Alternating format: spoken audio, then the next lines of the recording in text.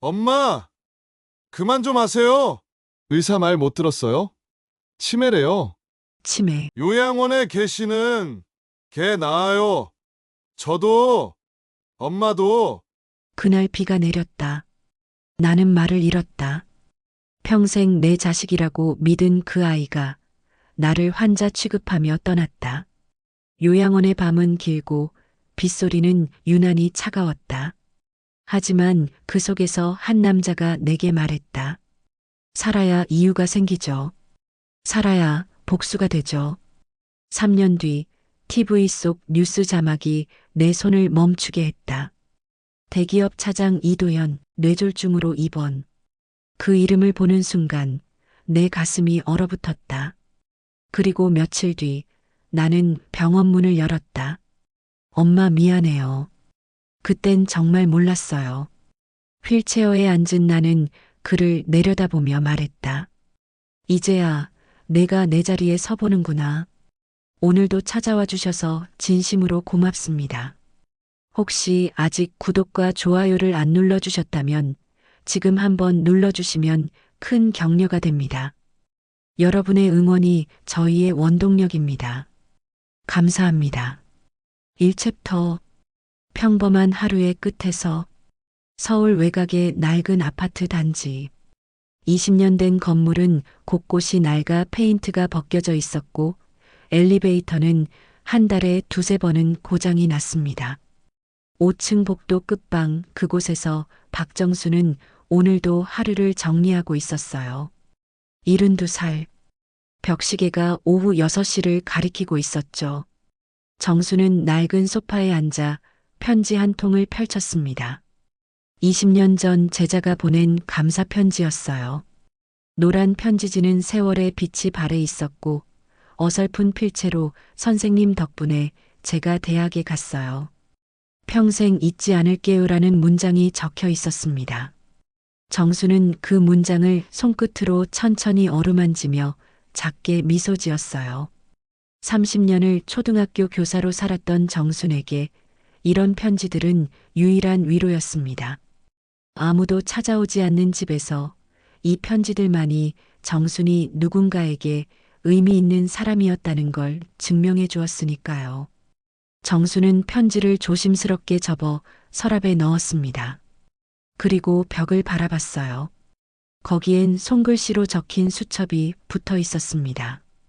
오늘도 괜찮아. 매일 아침 눈을 뜰 때마다 정수는 그 글씨를 보며 스스로를 다독였어요. 사는 게 고단해도 오늘 하루만 버티면 내일은 좀 나을 거라고요. 그렇게 스스로를 달래며 하루하루를 살아왔습니다. 하지만 요즘은 그 말조차 점점 힘을 잃어가고 있었어요. 퇴직한 지 벌써 10년이 흘렀습니다. 남편은 정순이 55살 때 심장마비로 세상을 떠났고 그 뒤로 정수는 혼자였어요. 아들 이도현은 45살 대기업 차장이라는 그럴듯한 직함을 달고 있었지만 어머니를 찾는 일은 드물었습니다. 1년에 명절 2번 그나마도 얼굴을 잠깐 비추고는 회사 일이 있어서요라며 서둘러 떠나곤 했죠. 며느리는 아예 오지도 않았어요. 어머니, 아이들 학원 때문에 바빠서요라는 말만 전해질 뿐이었습니다. 정수는 부엌으로 들어갔습니다. 냉장고 문을 열자 반찬통 몇 개가 덩그러니 놓여 있었어요. 김치, 멸치볶음, 시금치나물. 모두 정순이 혼자 먹기 위해 조금씩 만든 것들이었습니다. 냉장고 안쪽엔 먹다 남은 두부 반모가 랩에 쌓여 있었고 상한 건 아닌지 확인하려고 정수는 코를 가까이 대봤어요. 괜찮아 보였습니다. 정수는 가스레인지에 냄비를 올렸습니다. 된장찌개를 끓이기로 했어요. 물을 붓고 된장을 풀고 두부와 파를 썰어 넣었습니다. 보글보글 끓는 소리가 적막한 부엌을 채웠어요. 정수는 국자로 간을 보며 생각했습니다. 아들이 좋아하던 갈비찜을 만들어 볼까? 하지만 갈비는 비쌌어요. 한 근에 2만 원이 넘었죠. 연금으로 겨우 월세와 생활비를 맞추는 형편에 갈비는 사치였습니다. 게다가 언제 올지도 모르는 아들을 위해 재료를 사둘 수도 없었어요. 찌개를 한 그릇 퍼서 밥과 함께 상에 차렸습니다. 혼자 먹는 밥상, 반찬 3가지에 밥 한 공기. 정수는 숟가락을 들었지만 입맛이 없었어요. 그래도 억지로 한 숟가락, 2숟가락 떠먹었습니다. 먹어야 산다. 정수는 스스로에게 말했어요.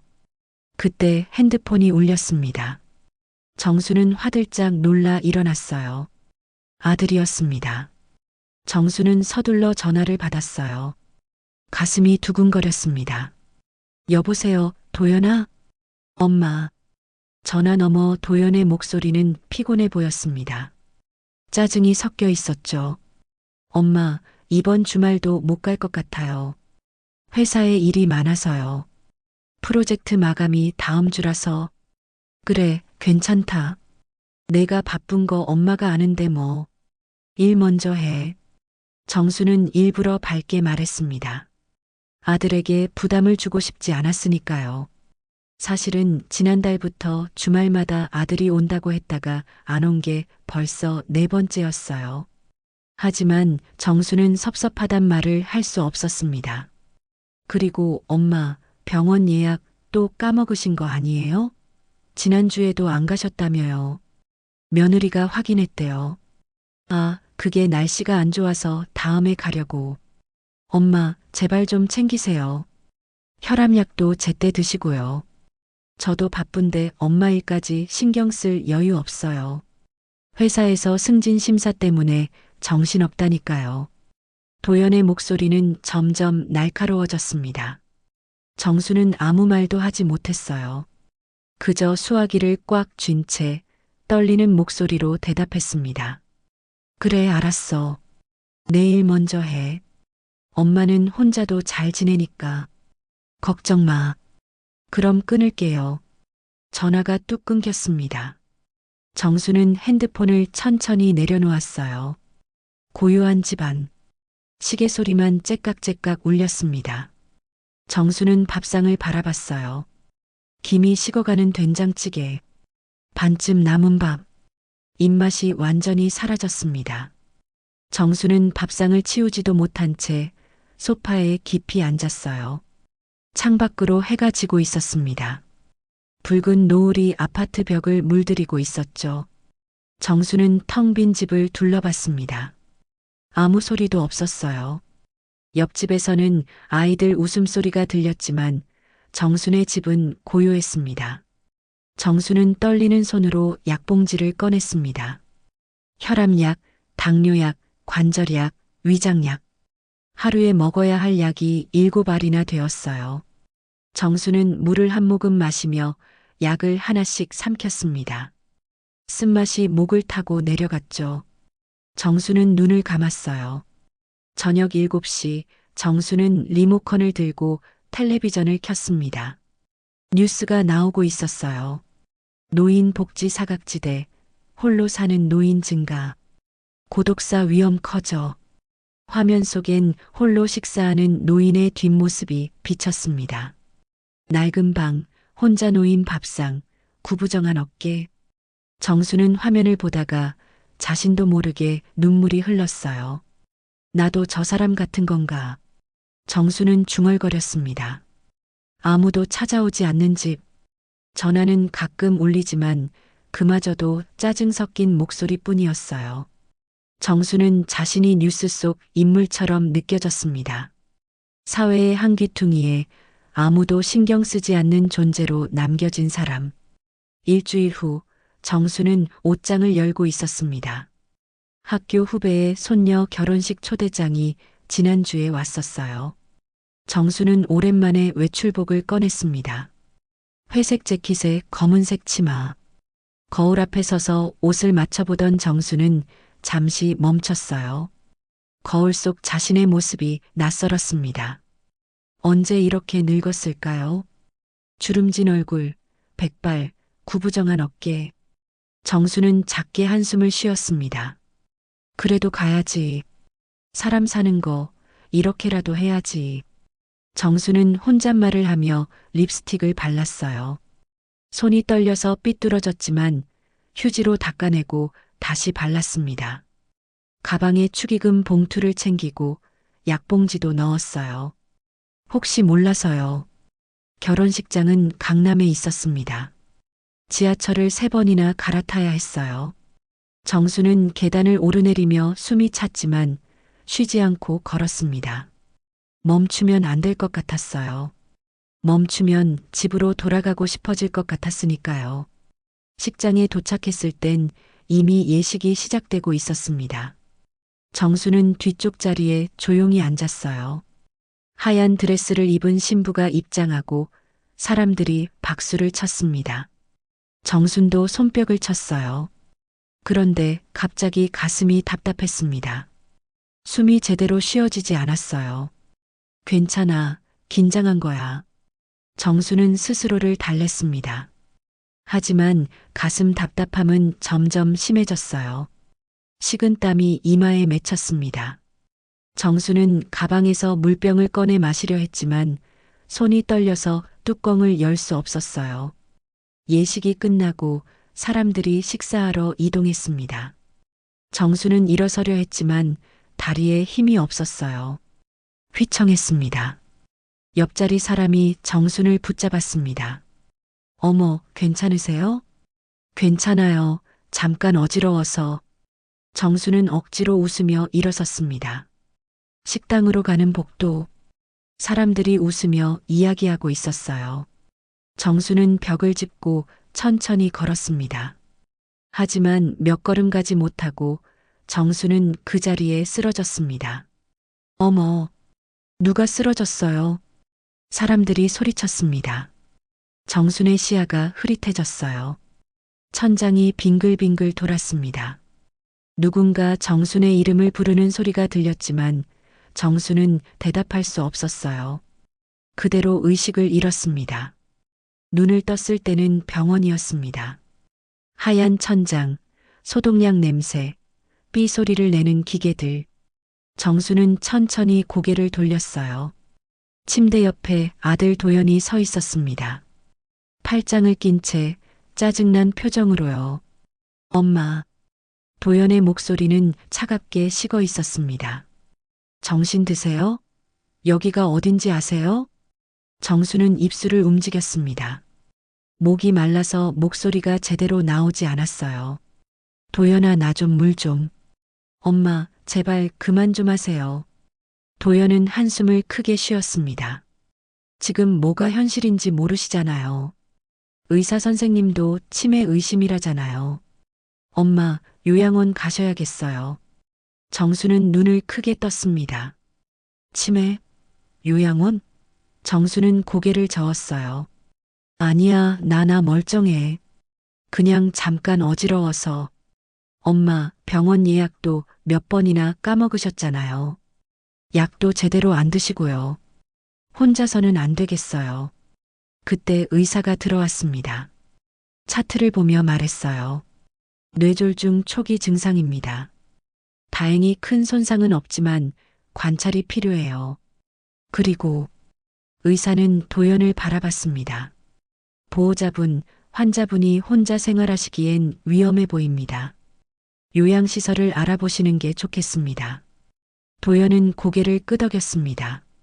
그리고 복도로 나갔어요. 잠시 후 며느리가 들어왔습니다. 며느리는 정순을 보지도 않고 핸드폰만 들여다보고 있었어요. 어머니, 요양원 알아봤어요. 다음 주에 입소 가능하대요. 난 집에 갈 거야. 정수는 떨리는 목소리로 말했습니다. 하지만 며느리는 듣지 않았어요. 어머니, 우리도 애들 키우느라 바빠요. 어머니까지 모실 여유 없어요. 요양원이 어머니한테도 좋아요. 며느리는 복도로 나가며 도연과 뭔가 속삭였습니다. 정수는 그 모습을 보며 가슴이 무너졌어요. 아들이 날 버리는구나. 정수는 눈물을 참았습니다. 일주일 후 비 오는 밤이었습니다. 도연은 정순을 차에 태웠어요. 정수는 작은 가방 하나만 들고 있었습니다. 옷 몇 벌, 약, 그리고 벽에 붙어 있던 수첩. 오늘도 괜찮아. 차는 어둠 속을 달렸습니다. 빗소리만 창문을 두드렸어요. 정수는 창밖을 바라봤습니다. 거리의 불빛들이 빗물에 번져 보였어요. 도연은 한마디도 하지 않았습니다. 요양원 앞에 도착했습니다. 낡은 건물, 흐릿한 간판. 도연은 차에서 내려 정순의 가방을 꺼냈어요. 정순도 천천히 내렸습니다. 다리가 후들거렸어요. 여기서 지내세요. 한 달에 한 번은 올게요. 도연은 그 말만 남기고 접수처로 걸어갔습니다. 보험 서류를 작성하고 돈을 내고 다시 차로 돌아갔어요. 정수는 빗속에 서서 아들을 바라봤습니다. 차 시동이 걸렸어요. 전조등이 환하게 켜졌습니다. 도연은 창문을 내리지도 않았습니다. 그냥 차를 돌려 떠났어요. 빨간 후미등이 빗속에 멀어져 갔습니다. 정수는 요양원 건물을 올려다봤습니다. 2층 창문에서 희미한 불빛이 새어나오고 있었어요. 정수는 가방을 꽉 쥐었습니다. 그리고 중얼거렸습니다. 오늘은 괜찮지 않다. 정수는 요양원 안으로 들어갔습니다. 문이 삐걱거리며 닫혔어요. 차가운 복도, 소독약 냄새, 어딘가에서 들리는 기침 소리. 정수는 천천히 걸었습니다. 복도 끝 2층 병실로 안내받았어요. 침대에 누워 창밖을 바라봤습니다. 빗소리가 창문을 두드렸어요. 정수는 눈을 감았습니다. 눈물이 베개를 적셨습니다. 밤이 깊어갔습니다. 정수는 이불을 덮고 누웠지만 잠이 오지 않았어요.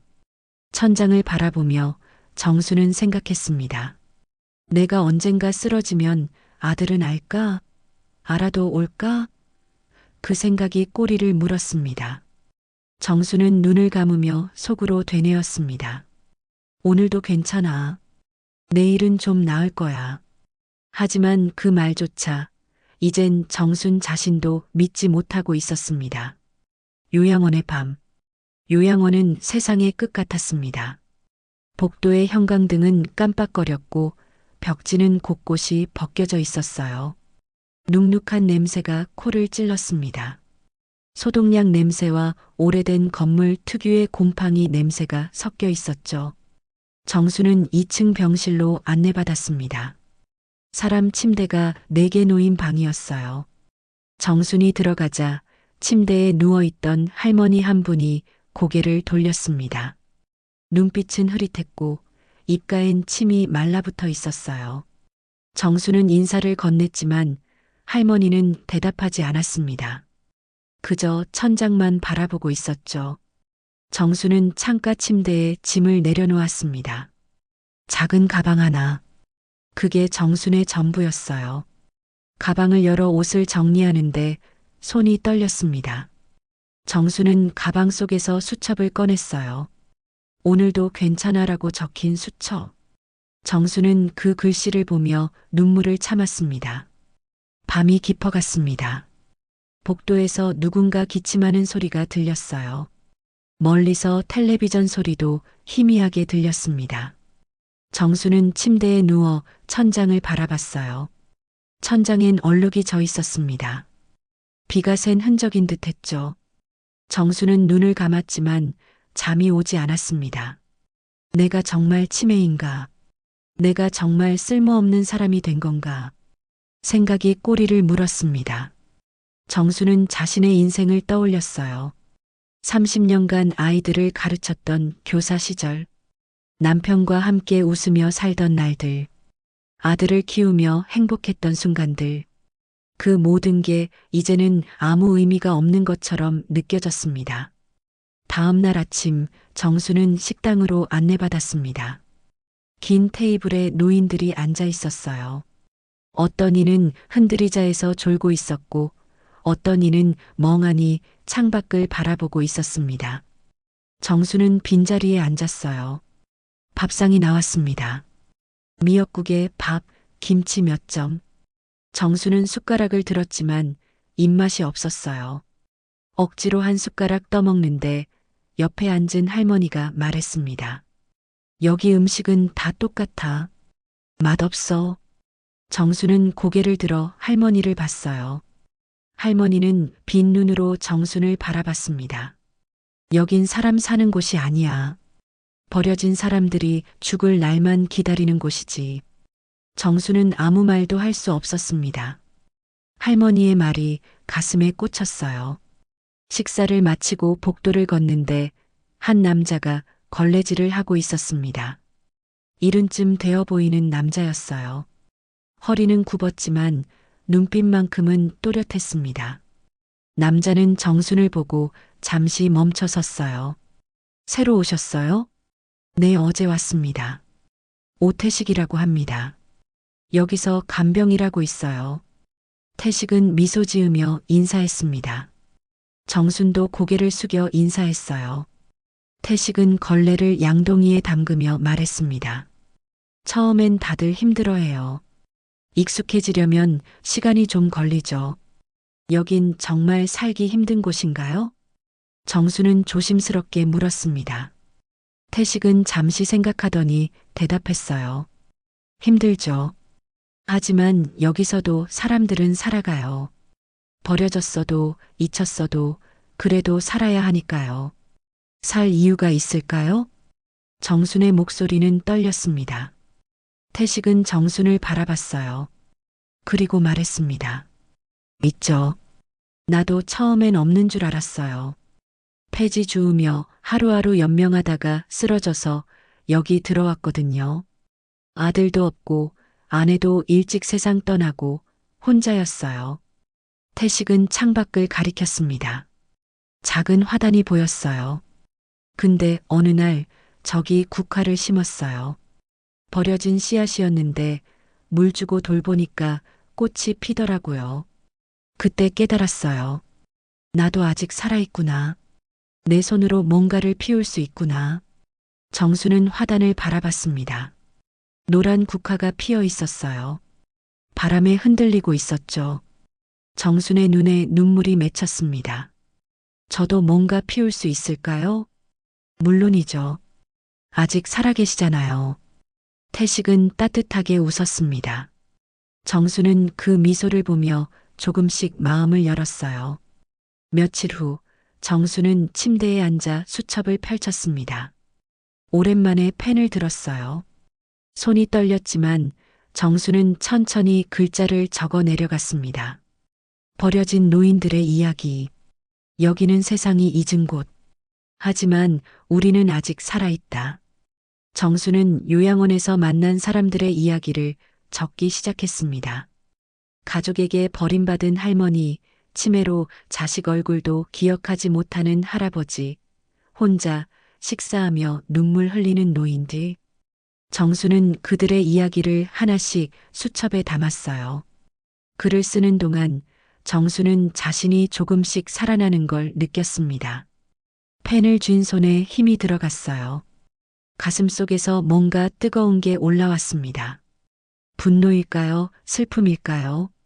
아니면 살아있다는 증거일까요? 정수는 매일 글을 썼습니다. 아침에 눈을 뜨면 수첩을 펼쳤고 밤에 잠들기 전까지 글을 적었어요. 간병인 태식이 정순의 수첩을 보고 말했습니다. 좋은 글이에요. 사람들에게 보여주세요. 누가 이런 글을 보겠어요. 봐야 할 사람들이 있어요. 이 세상엔 우리 같은 사람이 많거든요. 태식의 말에 정수는 용기를 냈습니다. 정수는 간병인들과 다른 환자들에게 수첩을 보여줬어요. 사람들은 정순의 글을 읽고 눈물을 흘렸습니다. 내 이야기 같다. 누가 우리 이야기를 이렇게 써주다니. 정순의 글은 요양원 안에서 입소문을 탔습니다. 한 간병인이 자신의 친구인 지역 신문 기자에게 수첩을 보여줬어요. 기자는 정순을 찾아왔습니다. 인터뷰해도 될까요? 이 이야기를 세상에 알리고 싶습니다. 정수는 떨리는 목소리로 대답했습니다. 제 이야기가 누군가에게 의미가 있을까요? 있습니다. 꼭 있어요. 기자의 눈빛은 진지했습니다. 정수는 천천히 고개를 끄덕였어요. 그날 밤 정수는 창밖을 바라봤습니다. 어둠 속에서 국화가 바람에 흔들리고 있었어요. 정수는 수첩에 한 줄을 더 적었습니다. 나는 아직 살아있다. 그리고 이야기할 것이 있다. 일주일 후 지역신문에 정순의 이야기가 실렸습니다. 제목은 요양원에서 피어난 글, 버려진 노인의 외침이었어요. 기사엔 정순의 사진과 함께 수첩에 적힌 글 일부가 실렸습니다. 우리는 버려졌지만 아직 살아있다. 우리의 이야기를 들어달라. 기사는 곧 인터넷 커뮤니티로 퍼져나갔습니다. 사람들은 댓글을 달았어요. 눈물이 난다. 우리 부모님 생각난다. 노인 문제를 다시 생각하게 된다. 정순의 글은 삽시간에 치유의 노트라는 이름으로 불리기 시작했습니다. 정순은 요양원 식당에서 텔레비전을 보다가 자신의 이야기가 뉴스로 나오는 걸 봤어요. 앵커가 정순의 수첩을 들고 말했습니다. 요양원에 계신 한 어르신이 쓴 글이 많은 이들에게 감동을 주고 있습니다. 정순은 믿을 수 없었어요. 태식이 옆에서 정순의 어깨를 두드렸습니다. 맞죠? 세상이 듣고 있어요. 정순은 눈물을 흘렸습니다. 기쁨의 눈물이었어요. 자신이 쓴 글이 누군가에게 의미가 있다는 게, 자신이 아직 쓸모 있는 사람이라는 게 믿기지 않았습니다. 며칠 후 출판사에서 연락이 왔습니다. 젊은 편집자가 요양원을 찾아왔어요. 손에는 정순의 수첩 복사본을 들고 있었습니다. 선생님, 이 글을 책으로 내고 싶습니다. 많은 사람들이 이 이야기를 기다리고 있어요. 정수는 떨리는 손으로 물 한 모금을 마셨습니다. 제가 책을요? 네, 꼭 내고 싶습니다. 제목은 버림받은 노인으로 하면 어떨까요? 정수는 천천히 고개를 끄덕였어요. 편집자는 미소 지었습니다. 그날부터 정수는 편집자와 함께 원고를 다듬었습니다. 수첩에 적힌 글들을 정리하고 더 많은 이야기를 추가했어요. 요양원에서 만난 사람들의 이야기, 자신이 겪은 아픔, 그리고 살아야 하는 이유에 대한 이야기를요. 석 달 후 책이 출간되었습니다. 표지엔 국화 한 송이가 그려져 있었어요.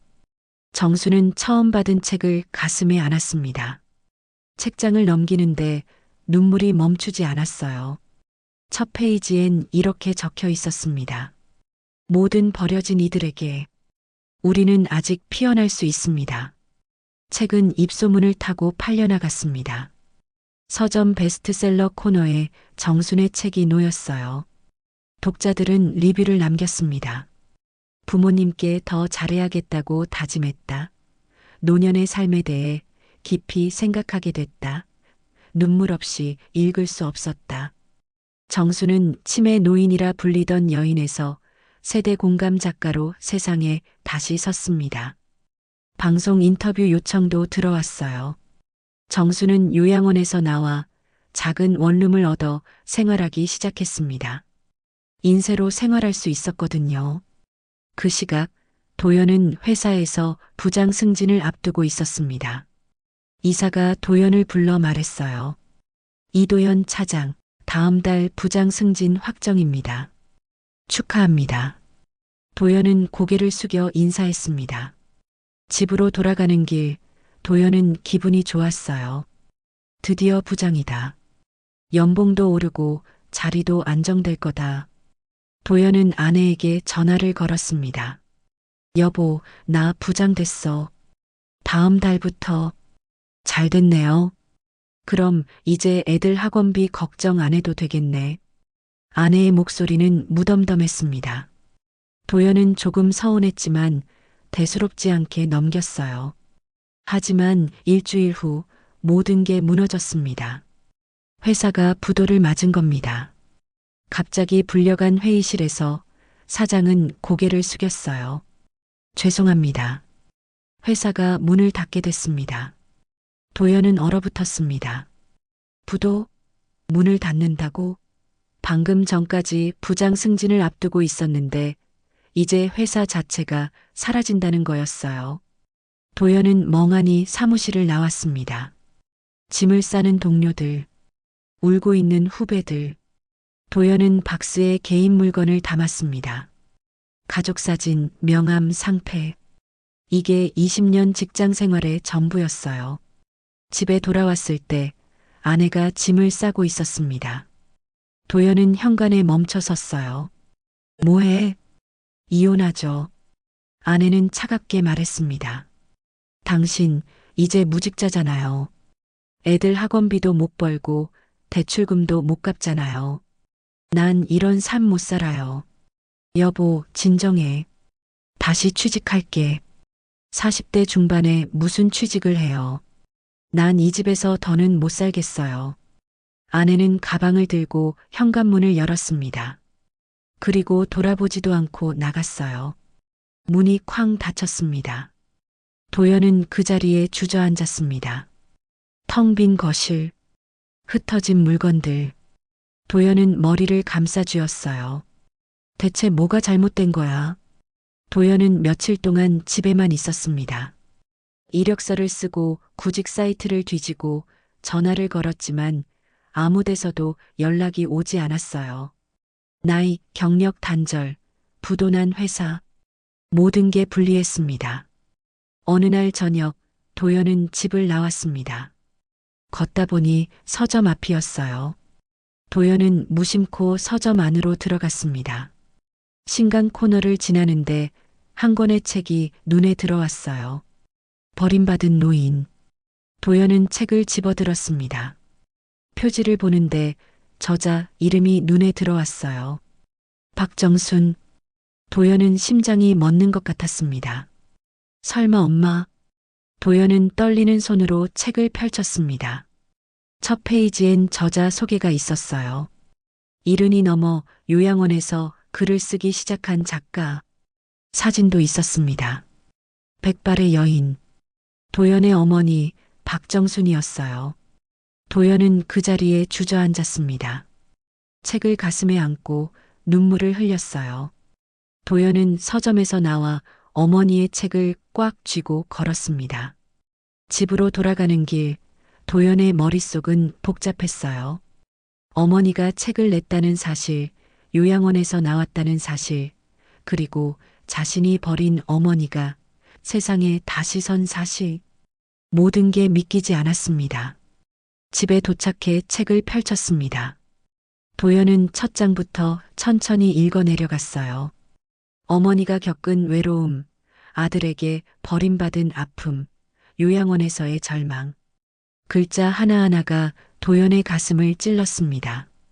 특히 한 문장이 눈에 들어왔어요. 아들은 나를 치매 환자라 불렀다. 하지만 나는 모든 걸 기억하고 있었다. 아들이 나를 버린 그 순간까지. 도연은 책을 덮었습니다. 숨이 막혔어요. 도연은 소파에 앉아 고개를 떨구었습니다. 양손으로 얼굴을 감쌌어요. 죄책감이 밀려왔습니다. 내가 엄마한테 뭘 한 거야. 하지만 도연은 어머니에게 연락할 용기가 없었습니다. 뭐라고 말해야 할지 몰랐어요. 미안하다고? 용서해달라고? 그런 말이 통할까요? 도연은 책을 서랍 깊숙이 넣어버렸습니다. 그리고 냉장고를 열었어요. 소주 한 병이 있었습니다. 도연은 소주를 따라 마셨습니다. 한 잔, 두 잔, 세 잔. 술이 목구멍을 타고 내려갔어요. 쓰디쓴 맛이었지만 도연은 멈추지 않았습니다. 술을 마시면 잠시나마 생각을 멈출 수 있었으니까요. 그날부터 도연의 삶은 무너졌습니다. 구직 활동은 포기했어요. 전화를 걸어도 돌아오는 건 거절뿐이었으니까요. 도연은 하루 종일 집에만 있었습니다. 커튼을 치고 불을 끄고 소파에 누워 텔레비전만 봤어요. 뉴스도 드라마도 오락 프로그램도 아무 의미가 없었습니다. 술은 매일 늘어났습니다.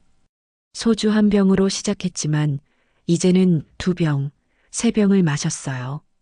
술을 마시지 않으면 잠이 오지 않았습니다. 술을 마시지 않으면 생각이 멈추지 않았어요.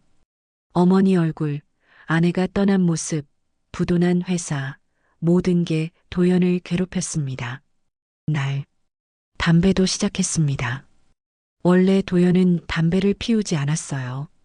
건강에 안 좋다고 생각했거든요.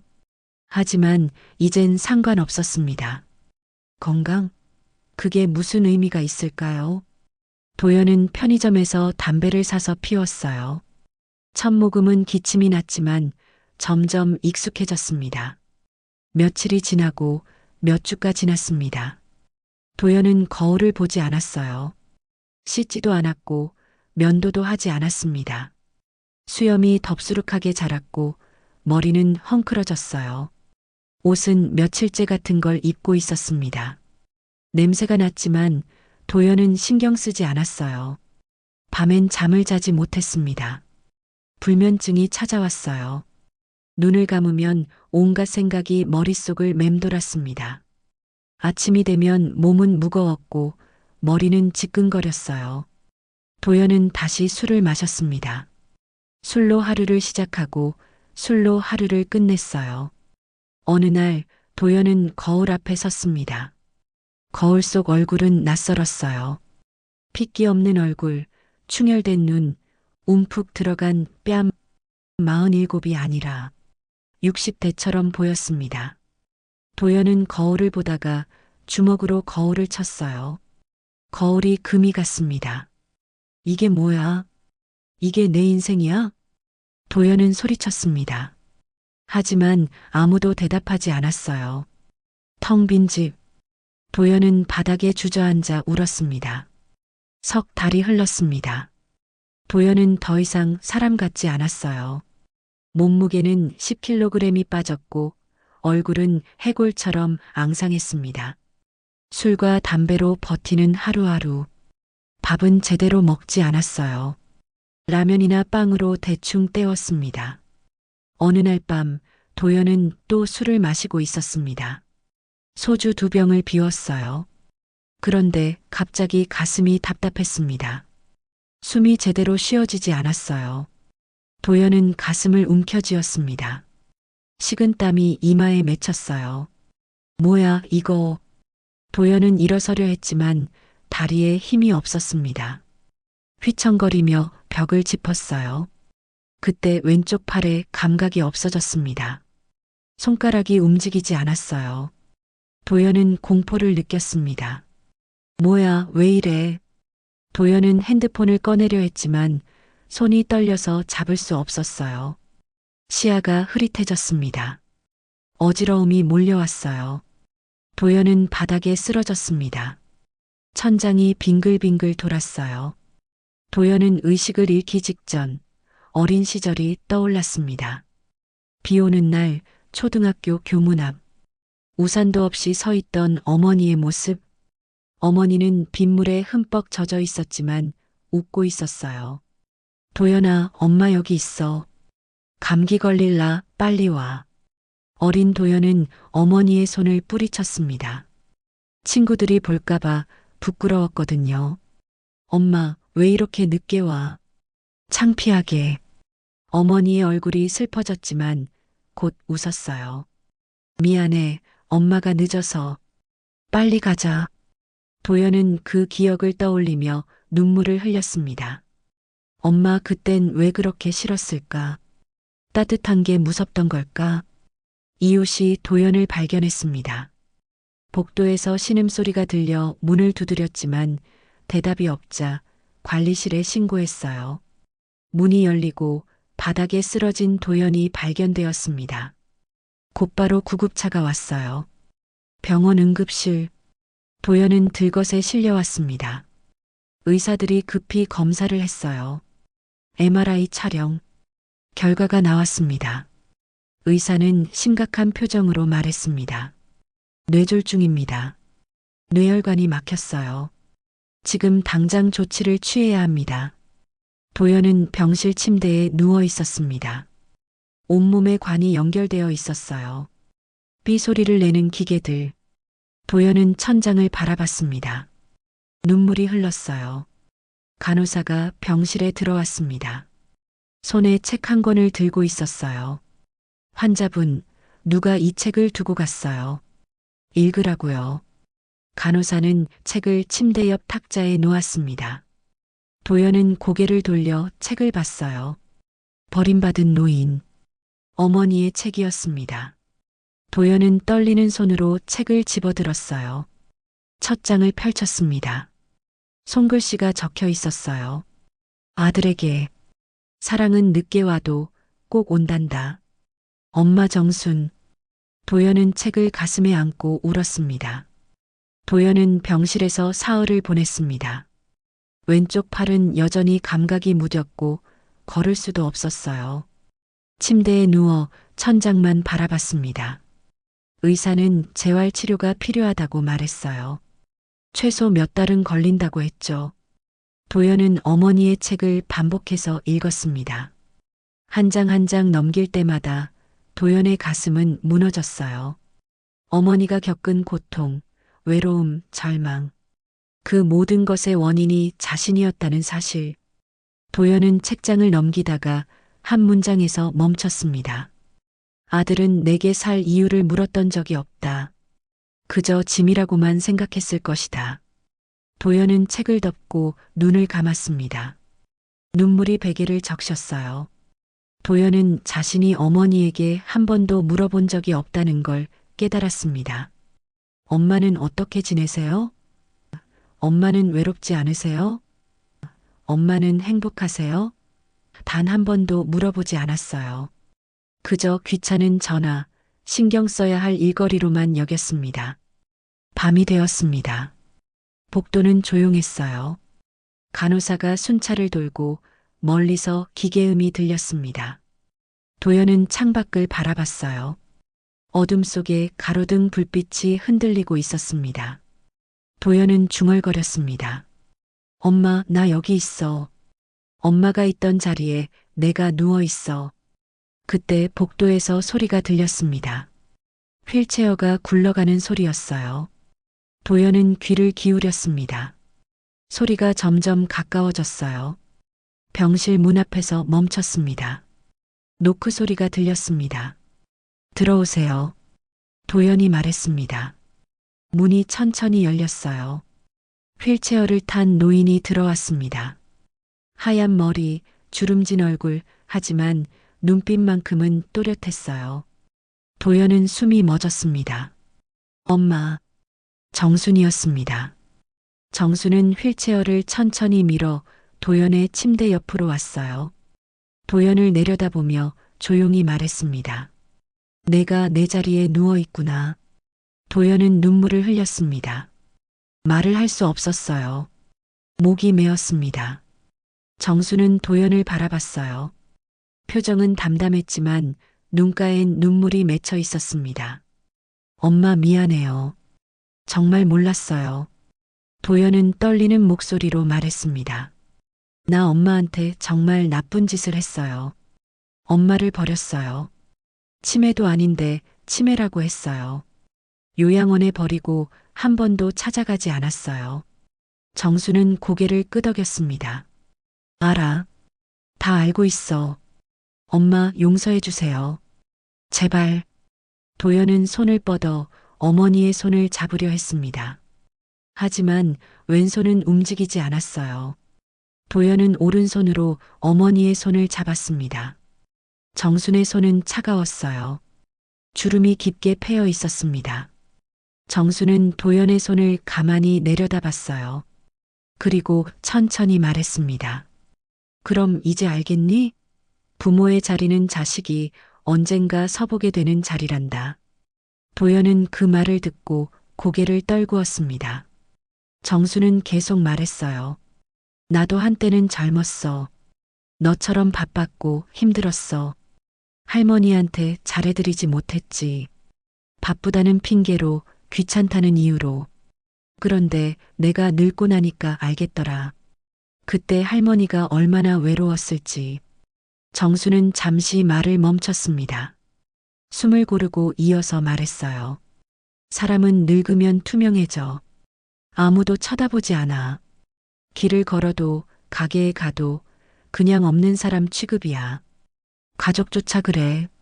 특히 자식이 그럴 때가 제일 아파. 도연은 울먹이며 물었습니다. 엄마는 나를 용서할 수 있어요? 정수는 한동안 침묵했습니다. 창밖을 바라봤어요. 그리고 천천히 고개를 돌려 도연을 봤습니다. 용서는 그 사람을 위한 게 아니야. 네. 용서는 내 마음이 살아있다는 증거야. 미움으로 가득 차면 내 마음이 죽는 거야. 나는 살고 싶었어. 그래서 용서하기로 했어. 도연은 어머니를 바라봤습니다. 정순의 얼굴엔 평화가 깃들어 있었어요. 도연은 깨달았습니다. 용서는 약한 사람이 하는 게 아니라 강한 사람이 하는 거라는 거요. 엄마, 나 이제 어떻게 살아야 해요? 하나씩 하면 돼.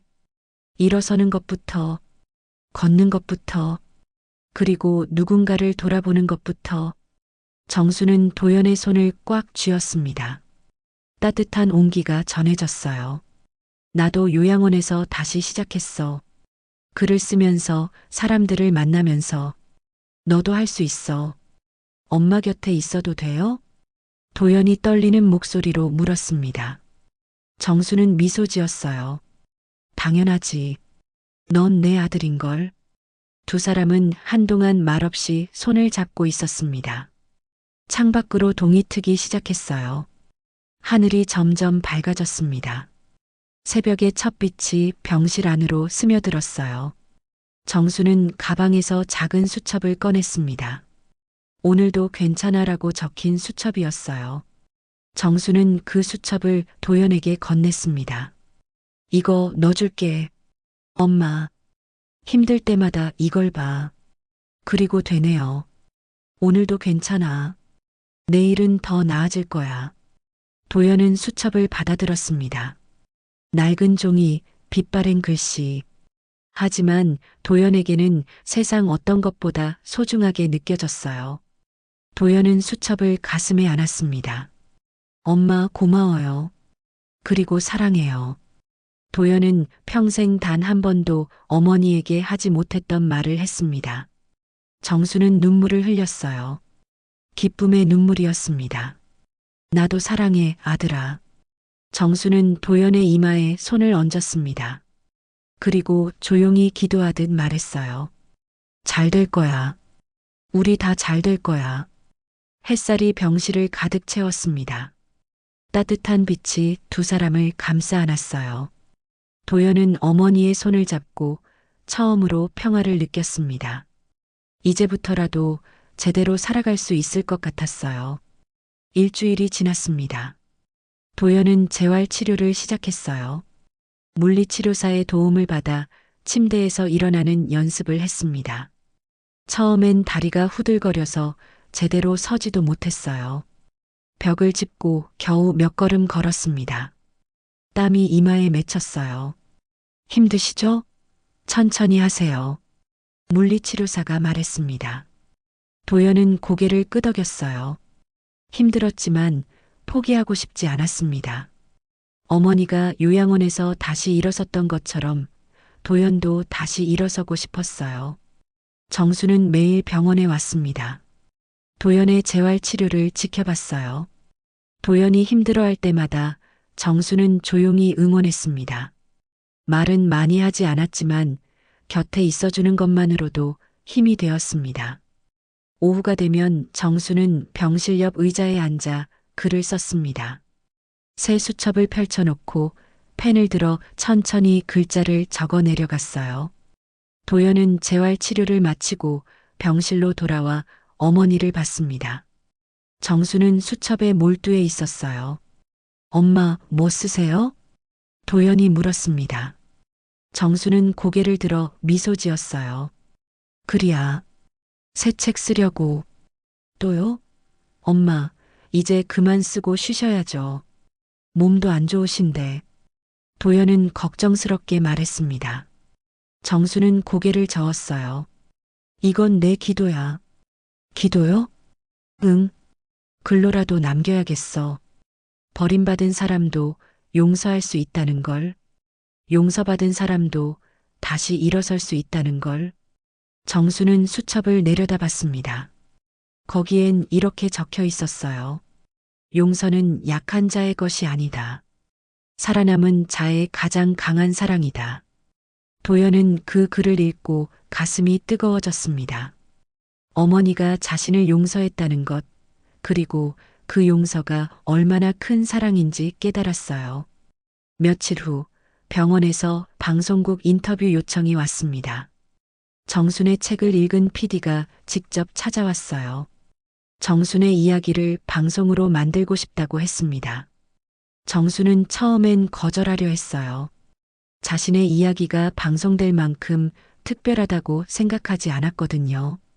하지만 PD는 간곡히 부탁했습니다. 선생님 이야기가 많은 분들에게 힘이 될 겁니다. 특히 가족 간에 상처받은 분들에게요.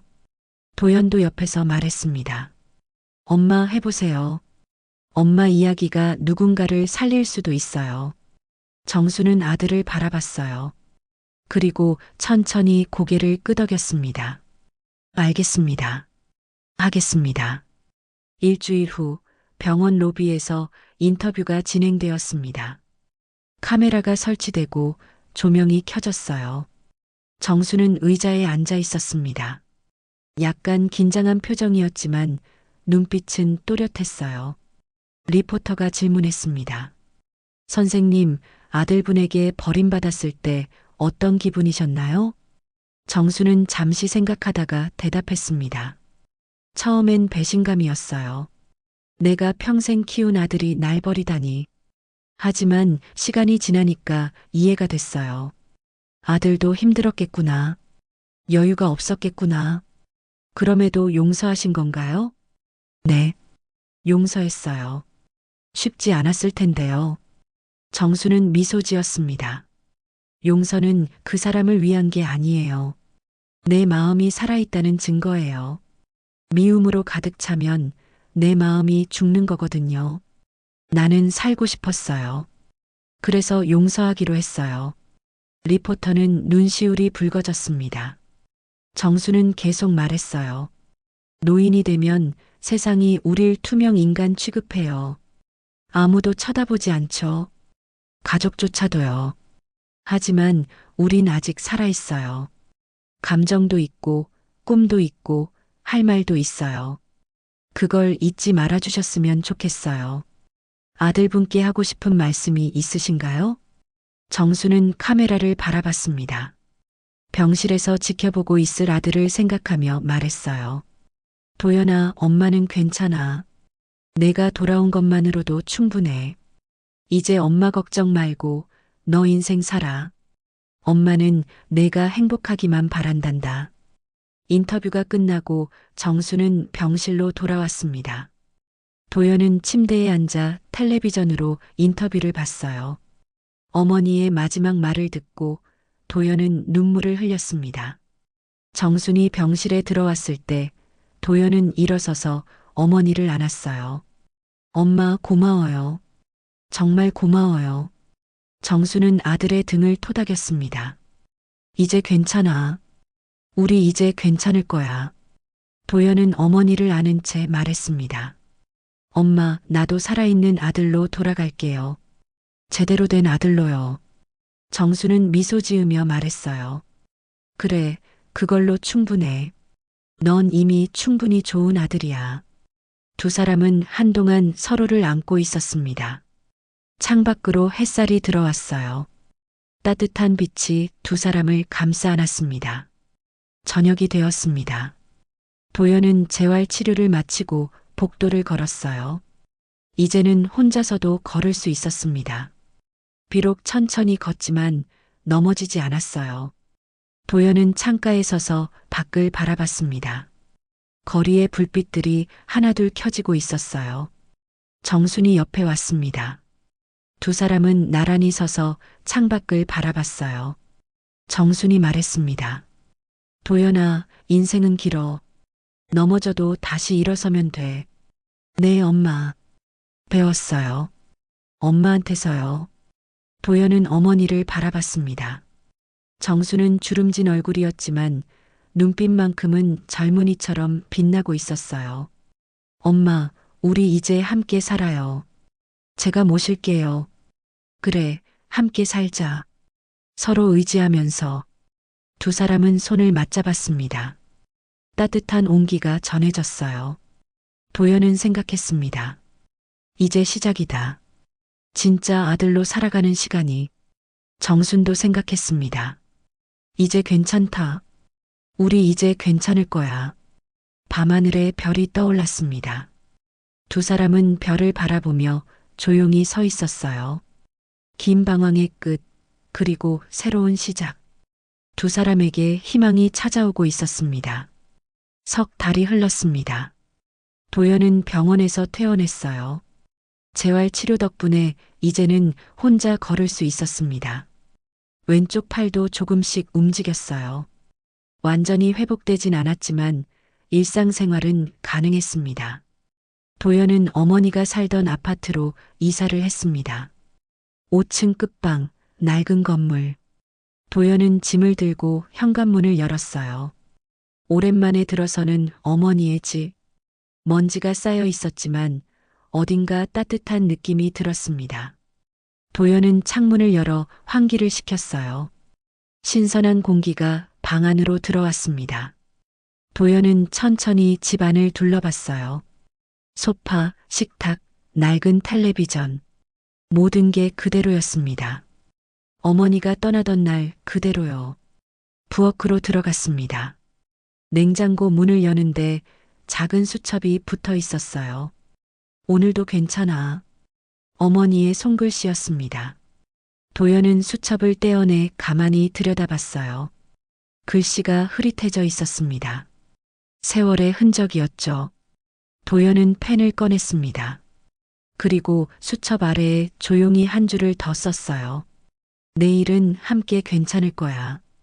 도연은 수첩을 다시 냉장고 문에 붙였습니다. 두 줄의 글씨, 어머니와 아들의 약속이었어요. 도연은 그 글씨를 보며 미소 지었습니다. 다음 날 도연은 구직 사이트에 이력서를 올렸어요. 예전처럼 대기업은 아니었습니다. 작은 회사, 계약직이라도 괜찮았어요. 일을 하고 싶었습니다. 다시 살아가고 싶었으니까요. 며칠 후 한 중소기업에서 연락이 왔습니다. 면접을 보러 오라고 했어요. 도연은 정장을 입고 면접장에 갔습니다. 면접관은 도연의 이력서를 보며 물었어요. 공백 기간이 꽤 되는데 이유가 뭡니까? 도연은 솔직하게 대답했습니다. 병을 앓았습니다. 뇌졸중이었어요. 하지만 이제 괜찮습니다. 열심히 일하겠습니다. 면접관은 고개를 끄덕이며 말했습니다. 솔직하시네요. 좋습니다. 다음 주부터 출근하세요. 도연은 믿을 수 없었어요. 합격이었습니다. 도연은 면접장을 나와 하늘을 올려다봤어요. 파란 하늘이 펼쳐져 있었습니다. 도연은 어머니에게 전화를 걸었어요. 엄마, 나 취직했어요. 정말? 잘했다, 아들아. 정순의 목소리는 기뻐 보였습니다. 도연은 웃으며 말했어요. 엄마, 오늘 저녁에 갈비찜 해줄게요. 엄마 좋아하시잖아요. 그래, 기다릴게. 천천히 와. 도연은 전화를 끊고 시장으로 갔습니다. 갈비를 사고 야채를 샀어요. 가방이 무거웠지만 기분은 가벼웠습니다. 도연은 집으로 돌아와 부엌에 섰어요. 어머니가 요리하던 자리. 도연은 앞치마를 두르고 갈비를 손질했습니다. 저녁이 되자 정순이 왔습니다. 현관문을 열고 들어서는 정순을 보며 도연은 웃었어요. 엄마 오셨어요? 앉으세요. 곧 완성돼요. 정순은 소파에 앉아 도연이 요리하는 모습을 봤습니다. 어설프지만 열심히 하는 아들의 뒷모습. 정순은 눈시울이 붉어졌어요. 이런 날이 올 줄 몰랐습니다. 식탁에 갈비찜이 올라왔습니다. 김치, 나물, 국. 도연이 정성껏 차린 밥상이었어요. 두 사람은 마주 앉았습니다. 도연이 말했어요. 엄마, 맛있게 드세요. 정수는 갈비를 한 점 집어 먹었습니다. 짭조름하고 달콤하고 따뜻했어요. 정수는 눈물을 흘렸습니다. 도연은 당황하며 물었어요. 엄마, 왜 그러세요? 맛없어요? 아니야. 맛있어. 너무 맛있어서 그래. 정수는 웃으며 눈물을 닦았습니다. 도연도 눈물을 흘렸어요. 두 사람은 밥을 먹으며 이야기를 나눴습니다. 회사 이야기, 요양원에서 만난 사람들 이야기, 앞으로의 계획. 긴 시간 나누지 못했던 대화들이 쏟아져 나왔습니다. 석 달이 더 흘렀습니다. 도연은 회사에 적응했어요. 업무는 힘들었지만 보람이 있었습니다. 퇴근 후엔 어머니와 저녁을 먹었어요. 주말엔 함께 산책을 했습니다. 정수는 건강이 많이 좋아졌어요. 아들과 함께 있으니 기운이 났습니다. 어느 토요일 오후 도연은 옛 친구에게 연락을 받았습니다. 오랜만에 만나자고 했어요. 친구는 딸을 데려왔습니다. 7살쯤 되어 보이는 여자아이였어요. 아이는 도연을 보고 인사했습니다. 안녕하세요, 삼촌. 도연은 아이를 보며 미소 지었어요. 친구가 말했습니다. 도연아, 나 요즘 애 키우느라 정신없어. 너도 결혼해야지. 도연은 웃으며 대답했습니다. 아직은 엄마 모시는 게 먼저야. 친구는 고개를 끄덕였어요. 함께 커피를 마시고 공원을 산책했습니다. 아이는 뛰어다니며 웃었어요. 도연은 그 모습을 보며 생각했습니다. 언젠가 나도 가정을 꾸릴 수 있을까? 아이를 낳으면 엄마처럼 사랑할 수 있을까?